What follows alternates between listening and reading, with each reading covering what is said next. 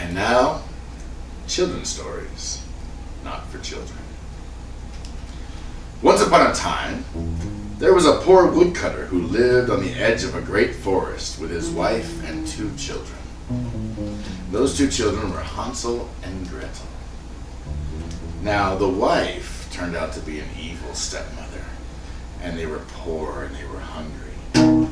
And the evil stepmother said to the husband, "Take those 2 kids and lead them out into the forest where they'll get lost.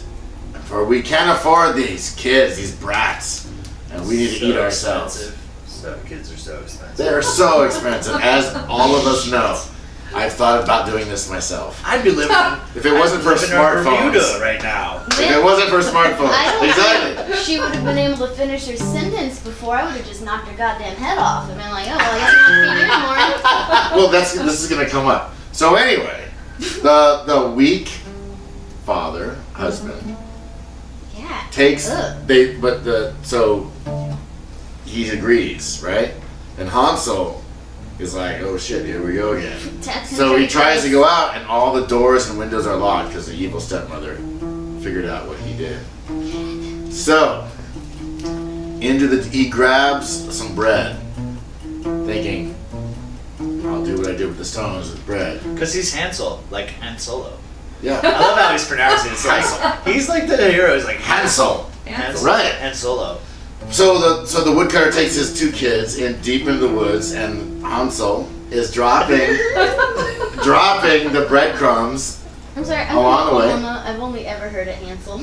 No, that's why I love Hansel. He sounds more heroic, Han Solo, and his friend Len. That's how I was. Hansel and Gretel. I come from a very prestigious family. Hansel and Gretel. Yeah, with me pipe. Even our kids smoked pipes. This is already a children's story, not for children. It is. Yeah, I Yeah, agree. you don't I have to totally agree. change it. This is a deep, sad story. We're gonna get into this in a second. So anyway, Hansel and Gretel are now completely lost in the woods. The plan worked. The evil stepmother's plan worked, and they wander and wander, and they come across this beautiful house. And we've all heard this story. Finally, the witch gets pissed, and she goes, "I'll show you." And she opens the oven, and Gretel goes, "Kaput!" Kicks the witch into the oven. They slam the door, and they cook the witch, and she frees her brother. Then they find 2 bags of gold and jewels. Inside, because witches keep that stuff. Because that was her retirement, and the witch's retirement, they called it.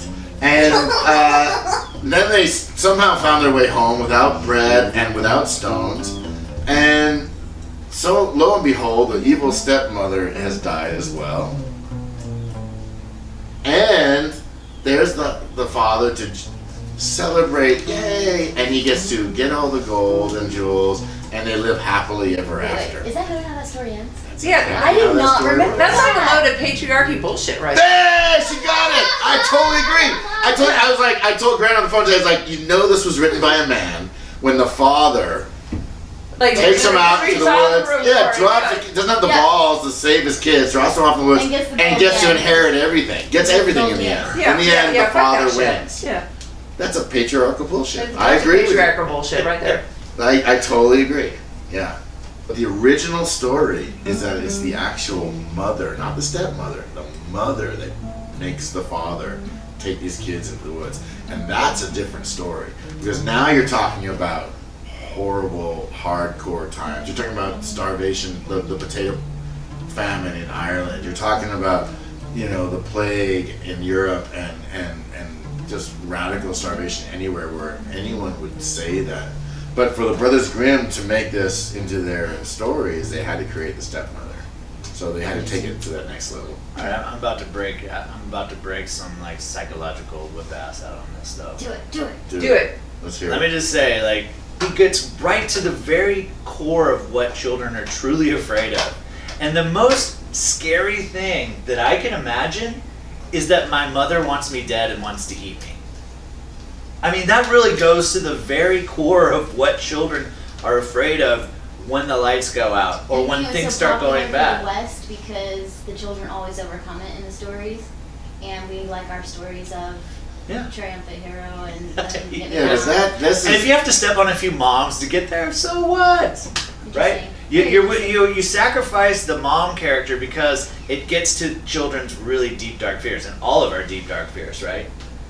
yeah, and so it's this idea that it's the worst crime. A father killing his kids is horrible.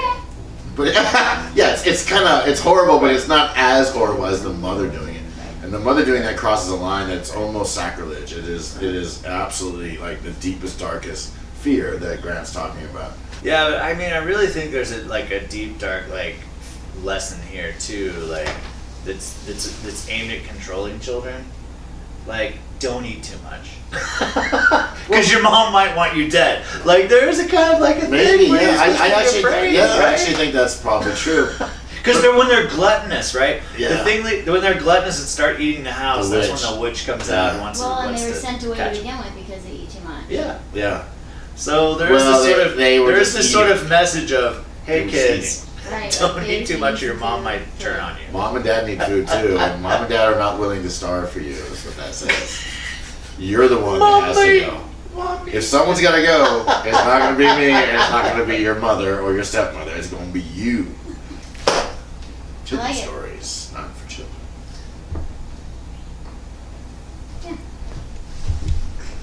And it's no, nay, never.